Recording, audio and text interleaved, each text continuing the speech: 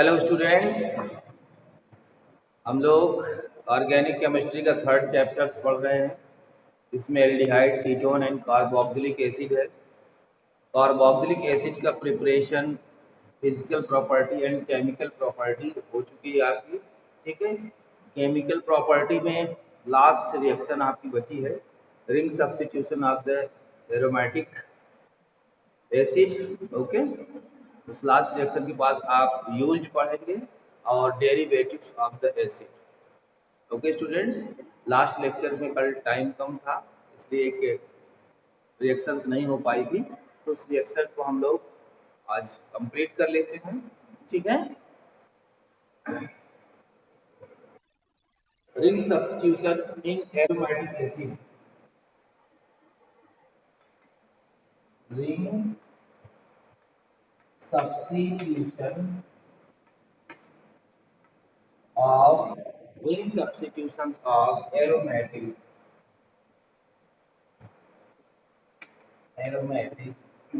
acid।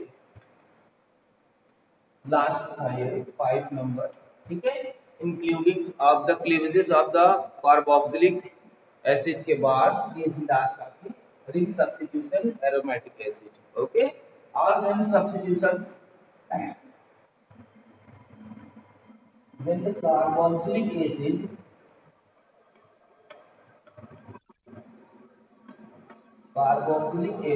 react with halogen, react with sulfuric acid, react with HNO3, bromine, Br2. This is called the bromination. This reaction is called bromination. You know the bromination. Okay, bromination. If the chlorine present with the chlorination. Okay, students. Carboxylic acids are meta-directing group attachments of the meta 1 to R4 meta para. So this position of the carboxylic acid, so is the position of the R4 meta para. Meta hydrogen replace substitution of the bromine HBr remove one hydrogen and one bromine. Then if the one condition of the carboxylic acid is COOH and 2 of the attachments of the bromo. Okay students, it is meta bromo. Okay, meta bromo benzoic acid. So meta bromo benzoic acid. Okay students, not ortho and para condition attachments of the bromine group or nitric acid or sulfuric acid. This is called the bromine or the substitution reaction. It is called the bromination. When the react with the number B, H2SO4 react with the substitution reaction or sulfonation. Okay, so number B is sulfonation. Sulfonation when the carboxylic acid aromatic, because the aromatic acid or the benzoic acid react with sulfuric acid. Sulfuric acid structure of the SO3H or H2SO4. Okay, H2SO4. This reaction are structural reaction. So 1,2 meta directing group, it is hydrogen, and this is hydroxyl group or reduced of the H2O molecules. Okay, यहाँ पर HNO3 की presence होगी, nitric acid की वजह से। Concentrate H2SO4. Now H2O removed and meta condition attachments of the sulfuric acid. COOH group. Okay, 1 2 condition पर Meta आती है, तो मेटा में SO3H आपका यहाँ पर ऐड हो जाएगा। तो सब्स्टिट्यूशन में इसमें एक बात ध्यान रखना है कि इसमें मेटा पोजीशन पर जाकर ऐड होता था। अभी तक आपने जितने रिएक्शन देखे थे उसमें क्या para condition and ortho condition होता था। Para condition are the major component, ठीक है, but carboxylic acid are the major derivative group. Okay, so last reaction are the HNO3 are substitutes of the NO2 group। तो major यहाँ पर, okay students, sulphonation C number में आप कर दीजिएगा nitration. तो नाइट्रेशन करेंगे, नाइट्रेशन में सेम प्रोसेस में NO2 आ जाएगा, ब्रोमो की जगह पर यहाँ पर क्या आ जाएगा, ठीक है। तो नाइट्रेशन, तो यहाँ पर सी नंबर में आप कर दीजिए नाइट्रेशन। अब नाइट्रेशन किसका हो रहा है बेटा, nitration of the aromatic acid और बेंजोइक एसिड। नाइट्रेशन किससे होता है, HNO3 से। HNO3 का स्ट्रक्चर हम बना लेंगे, ये हो जाएगा HNO3, ये HNO3 ही है, ठीक है। देखिए OH NO2 HNO3 H2SO4 की ये प्रेजेंस हो जाएगी, और सेम पोजीशन पे यहाँ पर 1 2 है, ये मत देखिएगा, यहाँ पर स्पेस ना होने की वजह से मैंने यहाँ पर लगा दिया। तो 1 2, ये 1 हो गया, ये 2, ठीक है। 1 2 1 3 1 3 position is called meta, so it reduce of the H2O and form of meta nitrobenzoic acid। okay, meta nitro group आ गया, meta nitro benzoic acid, benzoic acid. Okay, substitution reaction is very simple but only meta directing group of the carboxylic acid, ठीक है। Strong, इसमें एक चीज आप note कर लीजिएगा, स्टार बनाकर, स्टार करके आप लोग इसमें नोट कर लीजिएगा। It may be noted that carboxylic acid, carboxylic acid, आप शॉर्ट, मैं ऐसे बोल रहा हूँ पूरा लिख लीजिए, मैं शॉर्ट फॉर्म में लिख दे रहा हूँ। It may be noted that carboxylic acid do not undergo frizzle cross.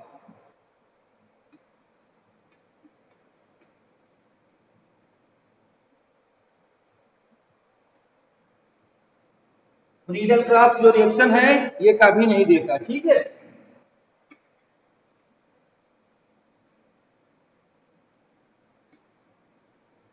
Friedel cross reaction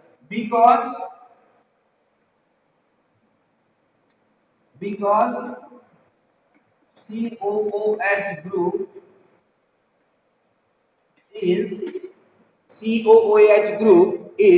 strongly deactivating,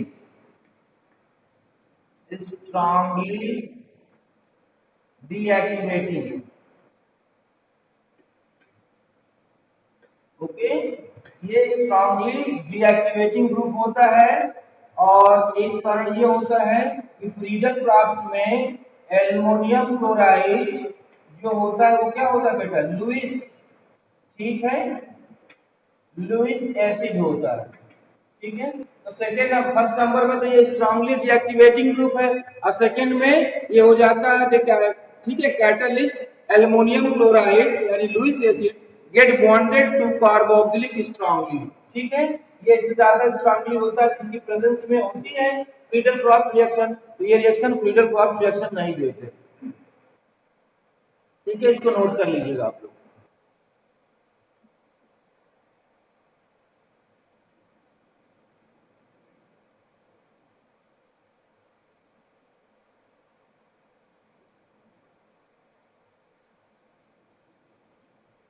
last reaction था आपका, ठीक है, केमिकल प्रॉपर्टी का, नोट कर लीजिए आप लोग।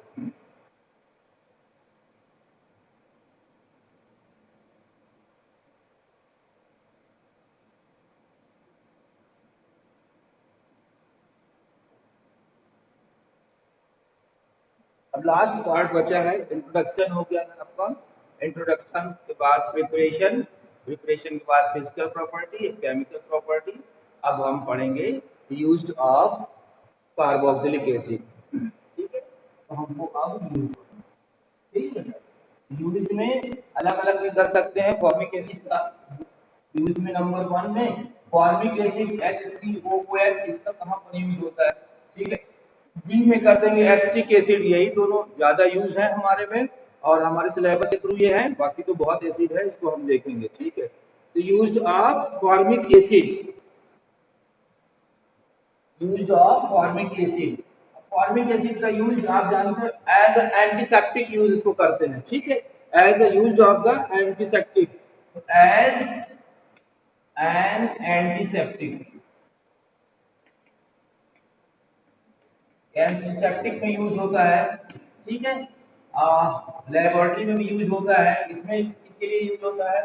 फॉर्मिक एसिड से बेटा क्या बनाया जाता है, ठीक है, फॉर्मिक एसिड है ना, तो फॉर्मिक एसिड से प्रिजर्वेशन कंपाउंड बनाए जाते हैं, as a use of the preservative compound,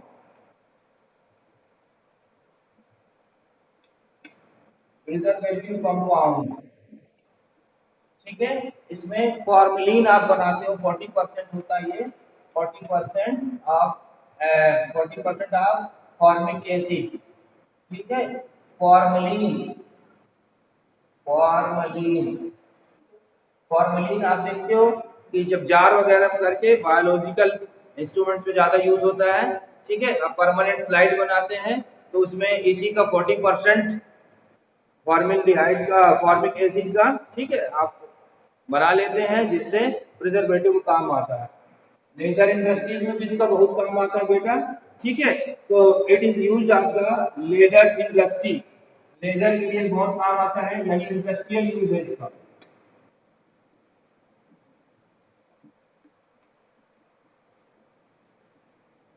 use of leather, ठीक है, लेदर में इसका बहुत ज्यादा यूज होता है, लेदर, ठीक है। क्या लिखा रहता है, लेदर टैंकनिंग, वही चीज है, ठीक है।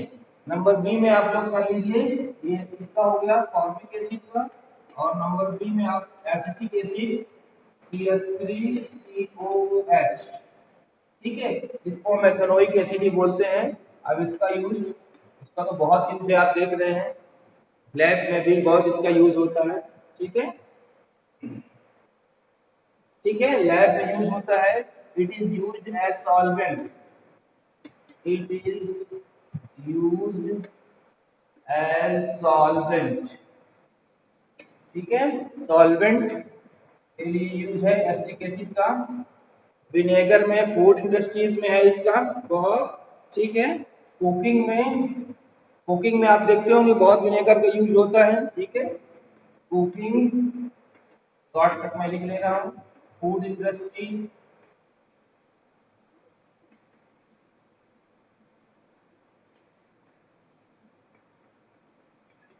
ठीक है, food industry,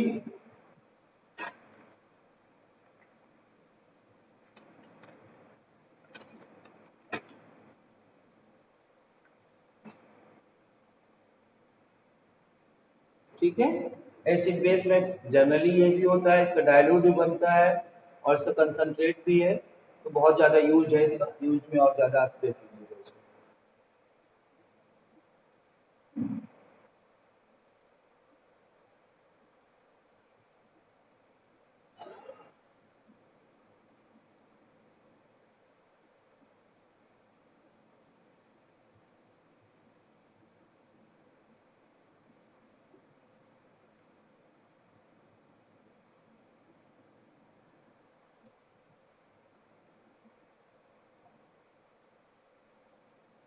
Now next topic, acid derivative, acid derivative,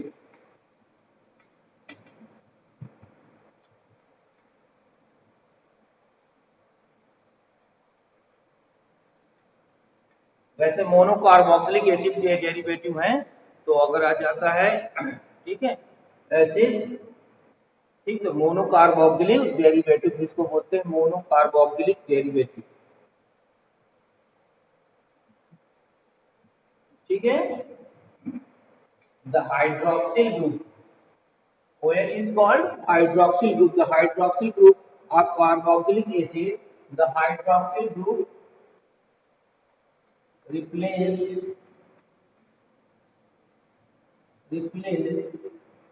hydroxyl group replaced by other atoms or group, by other atoms are group. Okay, atoms are group, hydroxyl group replace हो जाता है group forming a number of acid derivative, यहाँ पर number of derivative form करता है। ठीक है, अब सिंपल से हम स्टार्ट कर देते हैं। अब देखिए सी डबल बॉन्ड को और ये बोल रहा हाइड्रोक्सी ग्रुप। ठीक है, तो ये रिएक्शन नहीं बेटा, रिएक्शन में बता रहा हूँ रिप्लेस होना है यहाँ से, तो रिप्लेस हो रहा है कि ये हाइड्रोक्सी ग्रुप रिप्लेस होगा, तो हम यहाँ पर नीचे लिख देते हैं OH। ठीक है, और जिसके द्वारा रिप्लेस हो रहा है मान लीजिए X के द्वारा, X प्लस हो रहा है, हाइड्रोक्सी रिड्यूस हो रहा है। ठीक है, R C double bond OH, देखिए ये डेरिवेटिव बन गया। ठीक है, ये डेरिवेटिव बन गया। एसिल हैलाइड आप पढ़े होंगे इसको, ये क्या है एसिल हैलाइड। एसिल हैलाइड क्या है, एसिल हैलाइड क्या है, ये मोनोकार्बोक्सिलिक का डेरिवेटिव है। ठीक है, अब X की जगह पर आप यहाँ पर X is equal to chlorine, bromine, iodine कोई भी लगा, यहाँ पर acyl chloride, acyl bromide, acyl iodide. Okay students, genius वाला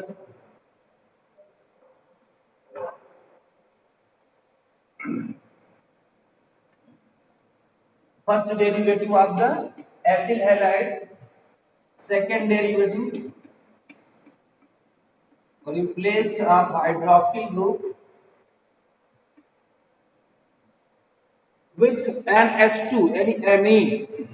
ठीक है, NH2 ऐड कर देंगे, माइनस कर देंगे OH, बट ये बन जाएगा RC double bond ONH2। This is derivative of amide, amide derivative of the monocarboxylic acid are amide, first number acyl halide, second number amide।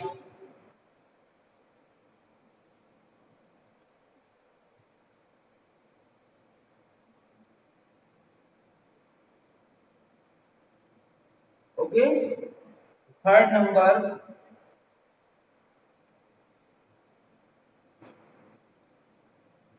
same process R3O, OH replace कर देंगे हम। ठीक है, minus OH और plus कर देंगे OR।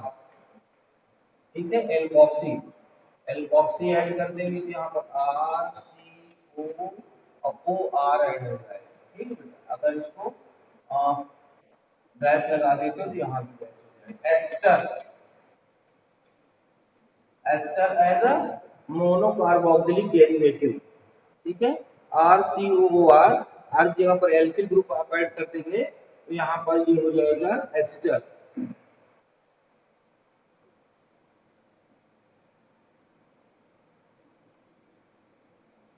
Okay, note करते चलिए, समझ में आ रहा है सब?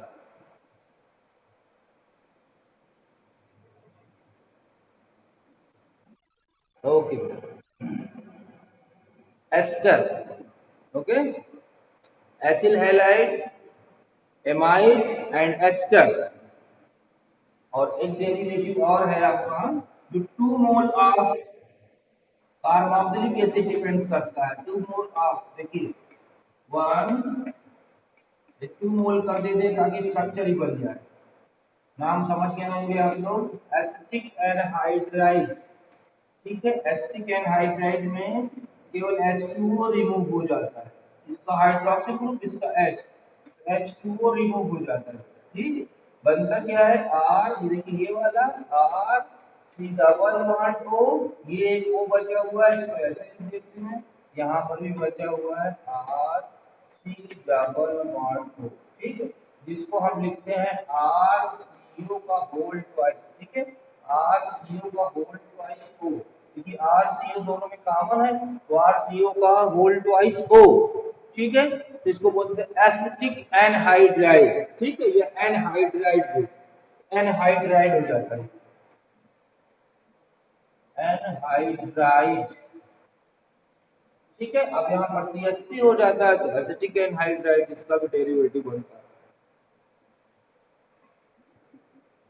कंप्लीट कर लीजिए, कार्बोक्सिलिक एसिड कंप्लीट हो जाएगा आपका। ठीक है, ये 4 डेरिवेटिव हैं। ठीक है,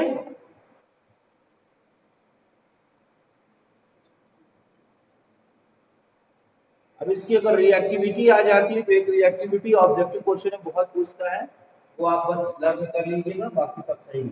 ठीक है, 4 डेरिवेटिव्स हैं, आपने देख लिया, एसिड हैलाइड, ठीक है, amide, okay students, and amide के बाद आपने तीसरा क्या निकाला था, एस्टर, और लास्ट में आपका था आपका एनहाइड्राइड। ठीक है, तो the reactivity of different acid derivative.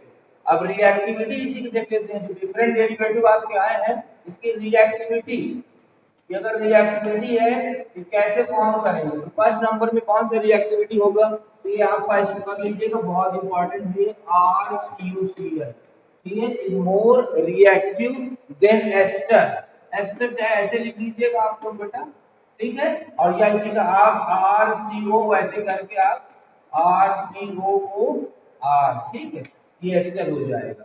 Ester के बाद थोड़ा सा ध्यान दीजिएगा, यहाँ पर जो भी कंपाउंड्स हो जाएगा, जैसे एमाइड का ग्रुप था, ठीक है, एसिटिक एनहाइड्राइड के पहले आना चाहिए, गड़बड़ हो गई, पहले हो जाता है एस्टर, थर्ड नंबर पर आएगा, आर CO का whole twice O, then ester RCOOR,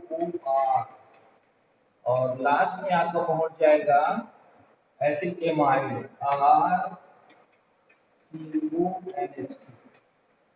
ठीक है, ये रिएक्टिविटी है, the reactive reactivity of the different acid derivative. ठीक है, acyl chloride, acyl acyl chloride का लिख दिया ना, आप हैलाइड भी लिख सकते थे, चलो, एसिल क्लोराइड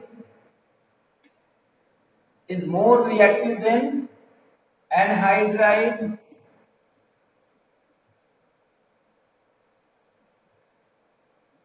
then ester,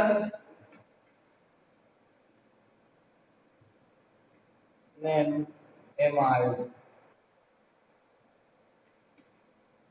ठीक है, ये दोनों को आगे पीछे करके दे देगा, तो ये क्या है, reactive reactivity of difference derivative, reactivity.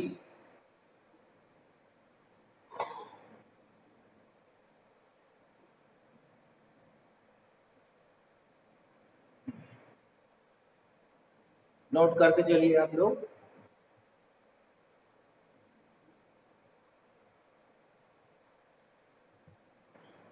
Note हो गया। जनरली एल्डिहाइड एंड कीटोन में हमने बहुत नेमिंग रिएक्शन पढ़ी थी, ओके स्टूडेंट्स, ठीक है, बट इसमें ज्यादा नेमिंग रिएक्शन नहीं है इसकी केमिकल प्रॉपर्टी में, एक दो है जो कि आप पढ़ भी चुके हैं, उसके लेआउट मैं आपको बता देता हूँ। ठीक है, जो नेमिंग रिएक्शन है यानी साइंटिस्ट के नेम से जो भी रिएक्शंस है, जैसे सिंपल इसमें आपको मैंने बताया था कोल्बे रिएक्शन, तो इसमें आपके नेमिंग रिएक्शन में नंबर 1 इसमें क्या है, कोल्बे। कोल्बे अरे आपको हमने कई बार पढ़ाया, हाई स्कूल में भी आपने पढ़ा होगा कोल्बे रिएक्शन। ठीक है, कोल्बे रिएक्शन में इलेक्ट्रोलिसिस होती है, तो कोल्बे रिएक्शन या इसको इलेक्ट्रोलिसिस बोलते हैं, इलेक्ट्रोलाइसिस। ठीक है, तो सिंपल सी बात है, कोल्बे में क्या हुआ था, इलेक्ट्रोलिसिस हुआ था, कैथोड एनोड अलग हो गया था, तो पोटेशियम एसीटेट कोई भी कंपाउंड उन्होंने क्या किया था, पोटेशियम एसीटेट COOK। ठीक है, आप यहाँ पर ट्वाइस कर लेंगे बेटा, क्योंकि यहाँ पर क्या होना है, अभी आपको निगेटिव और पॉजिटिव पार्ट अलग करना। इलेक्ट्रोलिसिस की कंडीशन आप ऐसे बना देंगे, ये इलेक्ट्रोलिसिस हुआ, ठीक है, ये केमिकल प्रॉपर्टी में है इसके। ठीक है, तो यहाँ पर twice CH3CO negative plus twice K plus, ठीक है, ये आयनिक फॉर्म में आ जाता है, आयनिक फॉर्म से फिर रिएक्शन होता है, अगर रिएक्शन की बात करते हैं एल्केन फॉर्म करता है। ठीक है, ये अपना दोनों इलेक्ट्रॉन ले लेकर कार्बन डाइऑक्साइड रिमूव कर देता है, और यहाँ पर 2CH3 है, ये बना देता है एथेन। CH3 दो बार अगर देते हैं तो ये क्या हो जाता है, एथेन हो जाता है। ठीक, ये इथेन फॉर्म करता है। ये है आपका कोल्बे रिएक्शन, ठीक है। नंबर 2 में इसमें आपको हमने बताया था कोच रिएक्शन। कोच रिएक्शन, ठीक है, इसको एक बार शायद आप देख भी चुके हैं, नहीं जनरली लर्न कर लीजिए, लास्ट में इसको देख लीजिए। कोच रिएक्शन में क्या था, एल्कीन एल्कीन रिएक्शन करती carbon monoxide and steam water, ठीक है। स्टीम वाटर में और आपको क्या बनाया था, कार्बन, ये property of the carboxylic acid है, ये preparation of the carboxylic acid में, ठीक है बेटा। H3PO4 की प्रेजेंस में तो आपने देखा था CH2 when the alkene react with carbon monoxide but steam water, ऐसे H2O लिख के आप स्टीम लिख सकते हो, ठीक है। यहाँ पर क्या हो जाएगा, स्टीम, स्टीम, ओके। अब यहाँ पर कैटलिस्ट बहुत इंपॉर्टेंट है, तो अगर लर्न करने हो आपको H3PO4 हमने आपको बताया था, उसमें देख लीजिएगा 573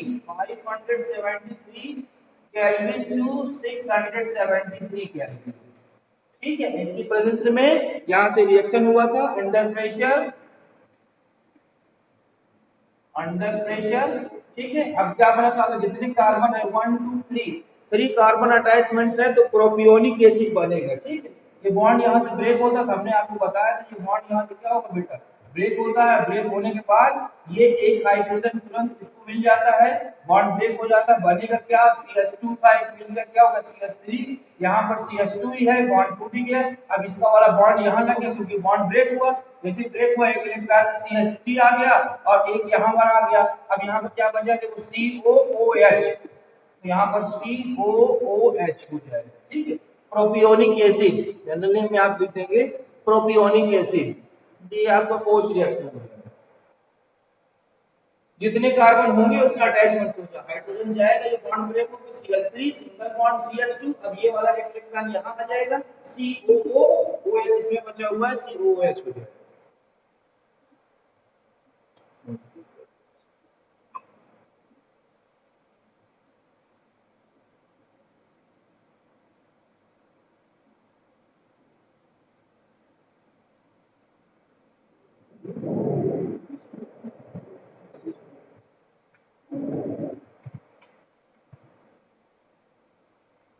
ठीक है, एक है लास्ट हुंस डी का रिएक्शन, हुंस डी का रिएक्शन, हुंस डी का रिएक्शन, ठीक है।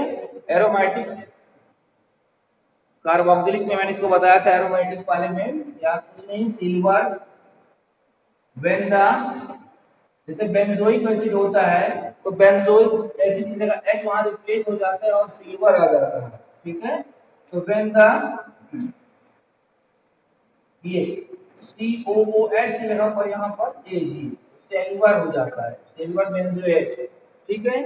तो व्यंजन silver benzoate react with bromine Br2 presence of the carbon tetrachloride, ठीक है, रिफ्लेक्ट कार्बन टेट्राक्लोराइड, ठीक है। इसकी प्रेजेंस में होता है बेटा सिल्वर ब्रोमाइड, देखिए ध्यान से, यहाँ पर सिल्वर ब्रोमाइड और कार्बन डाइऑक्साइड रिड्यूस हो जाता है यहाँ पर, ठीक है। जैसे ही एडेनिन ग्रुप हो जाता है एक ब्रोमीन आ जाएगा, ये कार्बन डाइऑक्साइड यहाँ से ले लेगा सिल्वर ब्रोमाइड, ठीक है। तो सिल्वर ब्रोमाइड निकल जाता है आपका और एक बिगाड़ वहां सब्स्टिट्यूट हो जाएगा, सिल्वर ब्रोमाइड, ठीक है, प्लस CO2, ये अब लास्ट है आपको क्या, एक बिगाड़ बचा है तो ये ब्रोमो बेंजीन बना देगा, यहाँ पर हो जाता है ब्रोमो और बेंजीन के साथ जुड़ा हुआ है तो ब्रोमो बेंजीन, ठीक है। तो बहुत सिंपल सा रिएक्शन था, ब्रोमो बेंजीन, हुंस डी का रिएक्शन।